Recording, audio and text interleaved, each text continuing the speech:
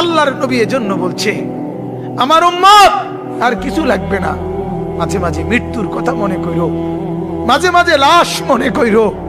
মাঝে মাঝে কবরস্থানের দিকে তাকাইয়া কবরের উপরের সৌন্দর্য, কবরের উপরে লাইট, কবরের উপরে বাতি, কবরের উপরের মধ্যে টাইলস,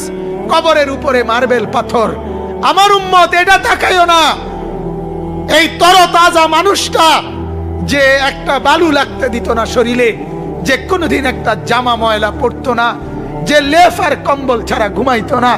যে সোফা ছাড়া বসতো না, যে 3 বেলা খানা খাইতো, 2 বেলা নাস্তা করত, যে কত মানুষের সাথে হাঁটতো ফিরতো, ওই জলজ্জান্ত মানুষটা ওই মাটির মধ্যে কবরের ভেতরে আলোহীন বাতাসহীন, খাদ্য খাবার বসত ভিটা কোন রকমের আসবাবপত্র ছাড়া এভাবে বছরের পর বছর পড়ে আছে। এটা কি আশ্চর্য, কি আশ্চর্য! আল্লাহর নবী বলেন, যদি শুধু এটা একবার ভাবো, মনোযোগ দিয়া মন দিয়া কেউ যদি ভাবো, দোস্ত, আল্লাহর নবী বলছে নসিহতের জন্য, ওয়াজের জন্য এটাই